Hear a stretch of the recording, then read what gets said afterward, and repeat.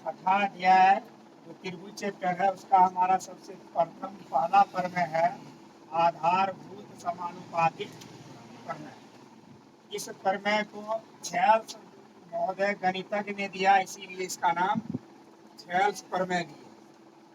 परीक्षा की दृष्टि से यह बहुत ही महत्वपूर्ण प्रश्न है। कई बार बोर्ड परीक्षा में 5 अंक स्तरीय क्वेश्चन में ये पूछे गए। इसका कथन है, थेल्स प्रमेय का तथ्य कथन है, यदि किसी त्रिभुज की एक भुजा के समांतर अन्य दो भुजाओं को भिन्न भिन्न बिंदुओं पर प्रतिच्छेद करने के लिए एक रेखा खींची जाए तो ये अन्य दो भुजाओं को एक ही अनुपात में विभाजित करती है, ऐसा थेल्स महोदय ने बताया। लेकिन आज इसे हम लोग प्रमाणित करेंगे, सत्यापित करके देखेंगे कि कैसे यह एक भुजा के समांतर खींची गई रेखा अन्य दो भुजाओं को समान अनुपात में बांटती है। तो इस थ्योरी का सिंस क्या है, अर्थ क्या है, इसे सबसे पहले जान लेते हैं। यह थ्योरी किस पर आधारित है? तो किसी त्रिभुज पर आधारित है। किस पर आधारित है? किसी त्रिभुज पर। एक त्रिभुज ले लेते हैं, कोई एक त्रिभुज ले लिए, त्रिभुज का नाम दे दिए ए बी। फिर आगे कह रहे हैं कि किसी त्रिभुज के एक भुजा के समांतर, त्रिभुज में तो 3 भुजाएं होती है, कोई भी एक भुजा के समांतर, हम बारी बारी से सभी भुजा के समांतर खींचकर बताएंगे, लेकिन पहली बार में हम एक भुजा के समांतर बीसी के समांतर एक रेखा खींच दी। यह बीसी के समांतर हमारा रेखा हो गया। ये जो दिया हुआ है डी किसके समांतर है? डी समांतर बीसी के। तो एक भुजा के समांतर रेखा खींच दिए ना। जब बीसी के समांतर यह रेखा डी खींचा गया तो स्वाभाविक है अन्य दो भुजा जो बचा ए बी को यह प्रतिच्छेद कर रहा है डी पर, ए सी को प्रतिच्छेद कर रहा है। यही तथ्य यहाँ भी लिखा हुआ है कि अन्य दो भुजाओं को भिन्न भिन्न बिंदुओं पर प्रतिच्छेद करती है। तो अन्य दो भुजा जो बचा इस पर डी और ई पर प्रतिच्छेद करती है। तो ऐसी स्थिति में यहाँ जिस बिंदु पर प्रतिच्छेद करती है उसका अनुपात आपस में बराबर होता है। अब इसका अनुपात क्या हो जाएगा? ए डी बटा डी बी, ए डी बटा डी बी। फिर इस भुजा पर जिस बिंदु पर प्रतिच्छेद कर रहा है उसका अनुपात क्या हो जाएगा? ए ई बटा ई सी, ए ई बटा ई सी। ये हमेशा बराबर होंगे, ऐसा थेल्स महोदय ने कहा कि जब भी कोई त्रिभुज में एक भुजा के समांतर रेखा खींची जाए तो उस प्रतिच्छेदी बिंदु जो भुजा को अनुपात में बांटती है, ये अनुपात हमेशा आपस में बराबर होते हैं। अब ये अनुपात चेंज भी हो सकता है, जैसे ए डी बटे डी बी बराबर ए बटे ई सी, ये भी सही हो सकता है। या अगर हम ए डी बटे ए बी करेंगे, ए डी बटे ए बी, यानी ए डी अंश भाग है, टुकड़ा है, और फिर ए बी पूरा पार्ट है। उसी प्रकार ये किसके अनुपात के बराबर होंगे? ए ई बटे ए सी के बराबर, ए ई बटे ए सी के बराबर। ये भी पॉसिबल है। या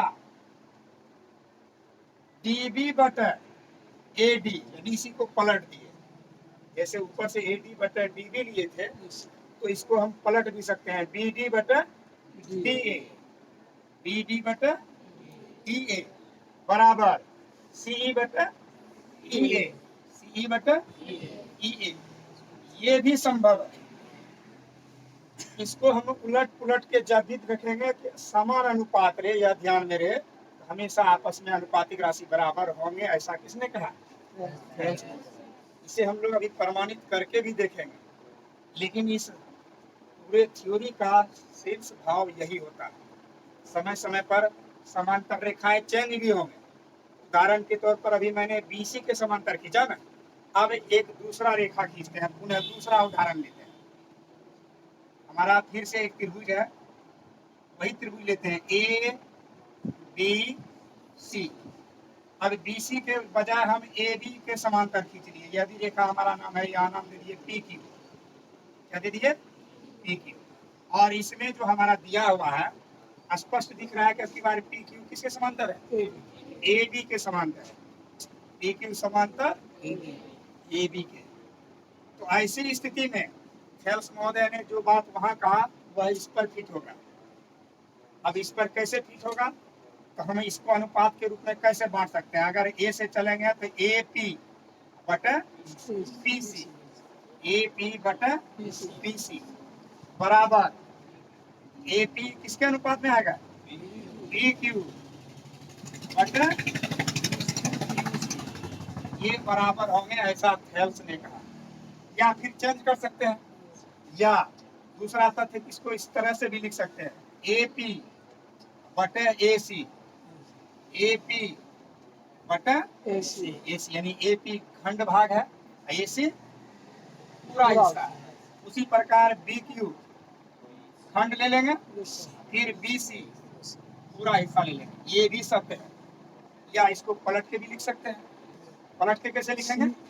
सी पी बटा पी ए, उल्टा भी लिख सकते हैं, वहां दिखाए थे ना।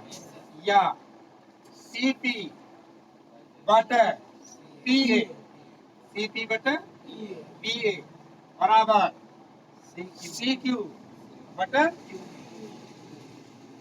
ये भी संभव है। फिर इसको पलट भी सकते हैं। इस तरह से सभी अनुपात बराबर होंगे, ऐसा थेल्स महोदय ने इस थ्योरी के माध्यम से बताया। इसको हम लोग प्रूफ करेंगे, लेकिन इस थ्योरी का मूल भाव यही है। अब तीसरा रेखा भी खींचकर अपने से समझ सकते हो, तो तीसरा पर भी हम समझाएं। तीसरा पे समझ आ गया? हमने दो रेखा पर बताया है। अगर कभी इस तरह से ये रेखा पी क्यू इस तरह इसके समांतर ना होके इनके समांतर हो जाए, तो इसका भाव भी हम लोग समझ जाएंगे। मैन वही बात है। तो प्रश्न में जैसे भी हो, परीक्षा में या बुक में कभी हमारा बीसी के समांतर प्रश्न में खींचा हुआ रेखा रहेगा, कभी एबी के समांतर, तो कभी एसी के समांतर। तो हम लोग जब एक भाव को समझ लेंगे तो उसी पर आधारित सारे मान को निकाल सकते हैं। कोई दिक्कत? तो अब हम आगे इस थ्योरी को सीधा प्रमाणित करेंगे, सिद्ध करेंगे, प्रूव करेंगे ये हुआ कैसे आगे। इसे प्रमाणित करने के लिए अब आगे बढ़ते हैं। इस सेंस का थ्योरी का भाव समझ में सभी को आ गया होगा, कोई दिक्कत नहीं होगा। परीक्षा में कहा जाता है कि यह तथ्य को साबित करके दिखाएं, प्रूफ करके दिखाना है। इसे प्रूफ करने के लिए हम फिर से क्या करते हैं, एक चित्र बनाते हैं त्रिभुज का। ये त्रिभुज का चित्र बना लिए, इसका नाम दे दिए ए बी सी, और एक भुजा के समांतर, जैसे एक भुजा के समांतर कहा गया ना, हम एक भुजा के समांतर खींच लिए, या बी सी। बी सी के समांतर हम कौन सी रेखा खींचे हैं? डी। अब इसे समांतर खींचने के बाद सबसे पहले सत्यापन करने के लिए, जब भी हम सत्यापन करेंगे, सत्यापन करने के लिए जो फिगर बनाते हैं, इस फिगर का विश्लेषण करते हैं, यानी इसका वर्णन करते हैं चित्र में, जैसा मैंने खींचा है। चित्र में हमने क्या खींचा है? एबीसी एक त्रिभुज है। इसे हम लोग लिखेंगे, माना कि एबीसी एक त्रिभुज है, जिसमें माना कि एबीसी एक त्रिभुज है जिसमें डीई समांतर बीसी, इसमें डीई समांतर बीसी इस प्रकार खींचा गया है कि ए बी को डी बिंदु पर, ए सी को ई बिंदु पर खींचा गया है, कि ए बी को डी बिंदु पर, ए बी को डी पर, एवं ए सी को ई पर प्रतिच्छेद करती है, ई पर प्रतिच्छेद करती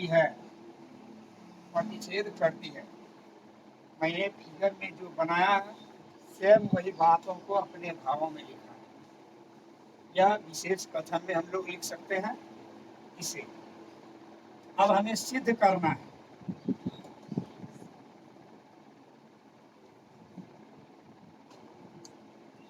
इस प्रश्न में सिद्ध करना है कि जो समांतर रेखाएं खींची गई है, वह अन्य दो भुजाओं को एक ही अनुपात में बांटती है। एक ही अनुपात का मतलब अभी बताए हैं, AD बटा DB बराबर AE बटा EC में बांट दिया। तो यह सिद्ध करना है AD बटा DB बराबर AE बटा EC। ऐसा हमें प्रूफ करके दिखाना है कि ऐसा होता है। इसे अनुपात तो हमने कई रूप से प्रमाणित किया, लेकिन एक रेशियो ले लिया कि इस रूप में हमको प्रूफ करके दिखाना। इसे सत्यापित करने के लिए हमें रचना करने की आवश्यकता होगी। रचना ज्योमेट्री में किसी तथ्य को साबित करने के लिए रचना करना पड़ता है, किसी को नहीं करना पड़ता है। रचना एक काल्पनिक स्थिति होती है जिसमें इस फिगर में, डायग्राम में कुछ पार्टों को हम लोग खंडित करते हैं, बांटते हैं। तो हम यहाँ रचना इस तरह से करते हैं, इसमें ये AB रेखा है ना, त्रिभुज की AB भुजा, AB भुजा में जो D बिंदु प्रतिच्छेद कर रही है, इस D बिंदु से AC पर एक लंब डाल दिए, D से लंब डाल दिए, DM समकोण बनाती है। AC पर लंब है कौन सा भुजा? DM। उसके बाद E बिंदु से AB पर एक लंब डाल दिए, इसका नाम दे दिए N, यानी EN लंब हमारा AB पर है, DM लंब AC पर। उसके बाद रचना में हमने BE को DE, उसके बाद CD को काल्पनिक रूप से मिला दिया, BE और CD को मिलाया, BE CD को आपस में मिला दिया। ये हमने चित्र में रचना किया इस तथ्य को साबित करने के लिए, और जो तथ्य में फिगर में हमने डायग्राम में बढ़ाया है उसे रचना में लिखेंगे। हमने जो इसमें नई स्थिति उत्पन्न की है उसको लिखने के लिए सबसे पहले हम क्या लिखेंगे? DM लंब किस पर डाले हैं? AC पर। रचना में लिखेंगे DM लंब AC तथा EN लंब AB, EN लंब AB पर डाला। उसके बाद और भी कुछ किए, BE एवं CD को मिलाया तथा BE एवं CD को मिलाया। अभी तक हम प्रमाणित करने के लिए केवल रचना तक पहुंचे। अब आगे प्रमाण देने के लिए नया तथ्य लेंगे, प्रूफ। यहीं से हमारा सवाल का सॉल्यूशन स्टार्ट होता है, प्रूफ से। अब इसमें सत्यापन करने के लिए जो प्रश्न में दिया गया तथ्य वहां तक पहुंचेंगे, तरह तरह के प्रमाण जो त्रिभुज से रिलेटेड है उसको रखते हुए। अब इसमें हम दो त्रिभुज के नाम देते हैं जो यहाँ स्पष्ट रूप से दिख रहा है। ये पहला हमारा त्रिभुज ADE है ना, AD त्रिभुज ADE एवं त्रिभुज DEB। ये जो हमने काल्पनिक रेखा खींचा है DE, ये BE और उसके बाद D, इससे क्या एक त्रिभुज बन रहा है? बन रहा है ना, DEB। ये त्रिभुज एवं त्रिभुज DEB। फिर से चित्र को ध्यान से देखो, ADE हमारा ये ADE त्रिभुज है, उसके बाद DEB, ये भी त्रिभुज बन रहा है। इस दोनों के क्षेत्रफलों का अनुपात निकालेंगे। इस दोनों के त्रिभुज के विषय में लिखेंगे, त्रिभुज ADE का क्षेत्रफल, का क्षेत्रफल बटे त्रिभुज DEB का क्षेत्रफल, DEB का क्षेत्रफल। त्रिभुज के क्षेत्रफल के संबंध में हम लोग पढ़े हैं 1/2 गुना आधार गुना शीर्षलंब, 1/2 गुना आधार। किसका आधार? ADE का आधार। ADE का आधार हम सबसे पहले इस और की भुजा लेंगे। त्रिभुज की तीनों भुजा आधार होती है, एक भुजा को आधार के रूप में हम ले सकते हैं। तो ADE में आधार एक भुजा, हम AD आ रहा है इसकी आधार की भुजा, AD एक भुजा है ना ADE का, AD ले लिया आधार के रूप में। AD 1/2 गुना आधार गुना शीर्ष लंब। तो ADE में AD पर इस AB रेखा पर शीर्ष लंब कौन सा है? हमने यहाँ AB पर शीर्ष लंब डाला है, यह स्पष्ट दिख रहा है रचना में। कौन सी शीर्ष लंब है? EN। इसलिए यह फॉर्मूला पर आधारित हो गया, 1/2 गुना आधार गुना। सेम यही तथ्य DEB के लिए भी लेना है, इसका भी क्षेत्रफल करा ना, त्रिभुज का क्षेत्रफल क्या फॉर्मूला देंगे? 1/2 गुना आधार। अब आधार कौन सी त्रिभुज की? DEB की। ध्यान से देखो DEB यही त्रिभुज जिस पर हमारा यह मार्कर चल रहा है, इसमें भी हम AB भुजा पर आधारित, इसका आधार कौन सा आधार है? DB ना, DB शामिल है ना इसमें, हमने ले लिया आधार इसका DB। शीर्ष लंब AB पर शीर्ष लंब तो फिर से वही डाला गया है EN, क्योंकि हम AB भुजा पर ही आधारित निकाले। शीर्ष लंब क्या डाला गया है? इसमें कर। अब इस दोनों में हम ध्यान से देख रहे हैं, 1/2 से 1/2 कैंसिल, EN शीर्ष लंब से EN शीर्ष कैंसिल। तो बचा क्या हमारा इसका? त्रिभुज ADE का क्षेत्रफल बटे त्रिभुज DEB का क्षेत्रफल बराबर AD बटे DB। AD बटे, इसे हम मान लें समीकरण। इसी को कोई दिक्कत? जिस तरह से मैंने ADE और DEB का क्षेत्रफल निकाला AB भुजा पर, अब उसी तरह हम AC भुजा पर पुनः ये दोनों त्रिभुज लेंगे, पुनः दो त्रिभुज ले रहे हैं, पुनः ADE, पुनः त्रिभुज ADE और उसके बाद अब की बार लेंगे DCE। उस बार हम लोग लिए थे DEB लिए थे इस और का, अब की बार लेंगे हम DEC जो कि इस भुजा पर आधारित है।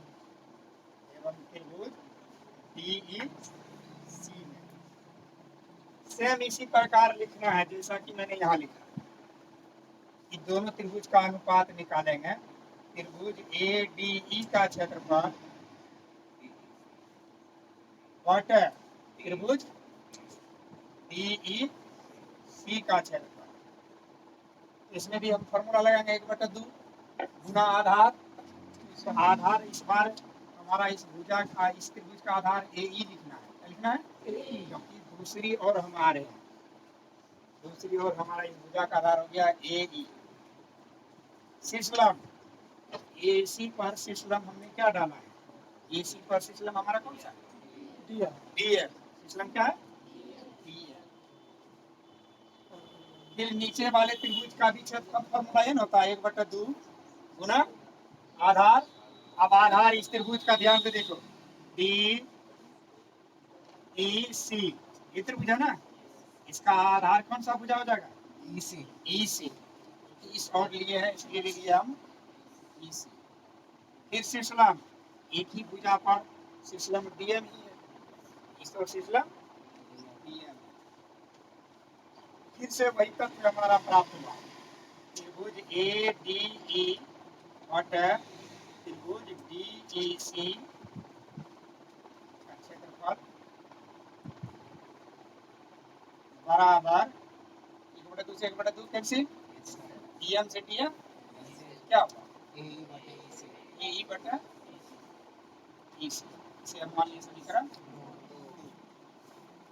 समीकरण 1 और 2 को समझने में किसी को दिक्कत है? क्योंकि जैसे 1 हमने प्राप्त किया उसी तरह से समीकरण 2 प्राप्त किया।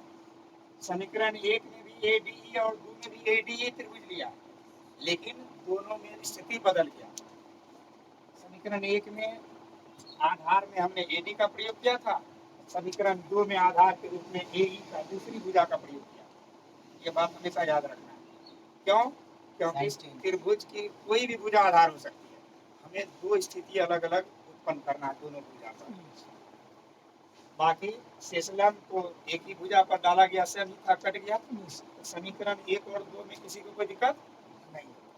अब आगे हम देखते हैं, हम इन दोनों त्रिभुज के विषय में क्या कह सकते हैं। इसका भी नीचे आधार में हर के रूप में त्रिभुज DEB है। हर के रूप में कौन सा त्रिभुज है, और इसके हर के रूप में त्रिभुज DEC है। इन दोनों त्रिभुज को चित्र में ध्यान से देखेंगे, DBE फिर DCE, ये दोनों त्रिभुज क्या समांतर रेखा के बीच में स्थित है? कौन सा त्रिभुज? DEB और DEC। ये देखो DEB ये त्रिभुज है ना, फिर DCE, DEB ध्यान से देखो, DEB DEC, दोनों त्रिभुज समांतर रेखा डी और बीसी के बीच में स्थित दिखाई दे रहा है, समांतर रेखा के बीच में स्थित है, और दोनों एक रेखा पर आधारित है जिसका आधार एक ही है। कौन सा रेखा एक ही है? 9th क्लास का त्रिभुज का 10वां या 9वां चैप्टर का एक थ्योरी है, जब कोई दो त्रिभुज समांतर रेखा के बीच एक ही आधार पर स्थित हो तो उसके क्षेत्रफल आपस में बराबर होते हैं। 9th क्लास में ये थ्योरी है, लेकिन उस थ्योरी को हम यहाँ लिख देंगे ताकि वह हमेशा याद रहे। क्या था थ्योरी? थ्योरी है यदि, लिखेंगे चूंकि त्रिभुज DEB एवं त्रिभुज DEC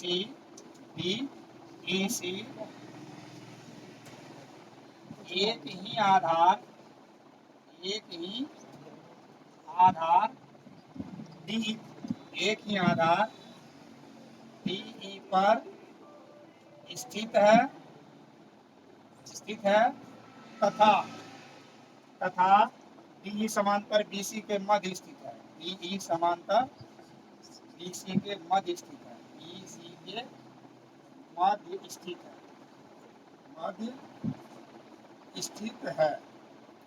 इसीलिए अगर कोई भी दो त्रिभुज का आधार एक ही हो और समांतर रेखा के बीच स्थित हो तो उसके क्षेत्रफल आपस में बराबर होते हैं। तो इसका मतलब त्रिभुज DEB और DEC का क्षेत्रफल आपस में बराबर होगा। त्रिभुज DEB का क्षेत्रफल बराबर त्रिभुज DEC का क्षेत्रफल, ये आपस में बराबर हो गए। इसे बराबर करने के लिए मैंने कौन सा पत्र किया है? DEB एवं DEC एक ही आधार पर स्थित है और दोनों समांतर रेखा के बीच स्थित है, इसीलिए यह क्षेत्रफल में आपस में बराबर होता है। अब दोनों समीकरण को ध्यान से देखते हैं। समीकरण 1 में भी ऊपर में ADE है, समीकरण 2 में भी ऊपर में ADE है। एक ही त्रिभुज का क्षेत्रफल अलग अलग हो सकता है क्या? ऊपर वाला के बराबर है तो दिख रहा है खुले। नीचे वाला DEB DEC आपस में मैंने बराबर अभी यहाँ प्रूफ कर दिया। किस कारण से? समांतर रेखा के बीच स्थित है, एक ही आधार पर स्थित है। इस आधार पर अगर हम इसे समीकरण 3 मान ले, समीकरण 1, 2 एवं 3 से समीकरण 1 देखेंगे, 2 देखेंगे, 3 देखेंगे, इससे स्पष्ट हो जाता है हमारा एक त्रिभुज ADE का क्षेत्रफल बटे त्रिभुज E का क्षेत्रफल DEB का क्षेत्रफल बराबर त्रिभुज ADE का क्षेत्रफल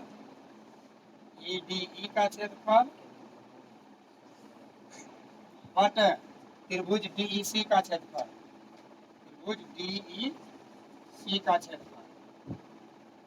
ये दोनों आपस में बराबर हो गए। क्यों? यहाँ स्पष्ट दिखा जा सकता है ADE ऊपर में सम कथन है तो बराबर होगा ही, क्योंकि एक ही त्रिभुज के क्षेत्रफल हमेशा आपस में नीचे वाला अलग अलग है त्रिभुज, लेकिन फिर भी बराबर है। क्यों बराबर है? क्योंकि समीकरण 3 को ध्यान से देखो। समीकरण 3 में स्पष्ट लिखा है कि दोनों त्रिभुज समांतर रेखा के बीच स्थित है, एक ही आधार पर स्थित है, इसलिए इसके क्षेत्रफल आपस में बराबर होते हैं। या 9th क्लास में थ्योरी पढ़ा हुआ है। इस दृष्टि से ऊपर वाला के बराबर है, नीचे वाला बराबर है। अब इसी में ना हम लोग इसके बदले में ही समीकरण 1 ADE बटे DEB का वैल्यू क्या निकाल के रखा था पहले? AD बटे DB, AD बटे DB मान रखा निकाल के। ADE बटे DEB का वैल्यू हमारा क्या निकला? AD बटे DB। फिर ADE बटे DEC का वैल्यू क्या है? AE बटे, जब इसका बाईं पक्ष आपस में बराबर है तो इसका दायां पक्ष भी आपस में क्या होगा? बराबर होगा। AE बटे EC। हमें प्रूफ तो यही करना था। AD बटे DB बराबर AE बटे EC, और यह प्रूफ हो गया। जब एक पक्ष इसका बराबर है आपस में, दाएं पक्ष भी आपस में बराबर होंगे। यही लिखेंगे हम, प्रूफ या प्रमाणित किया, सत्यापित किया। ये बहुत ही महत्वपूर्ण प्रश्न है। थोड़ा सा लंबा लग रहा है, लेकिन कई बार इसका रिवीजन करने के बाद बोर्ड परीक्षा में 5 अंक के लिए यह फिक्सेबल है।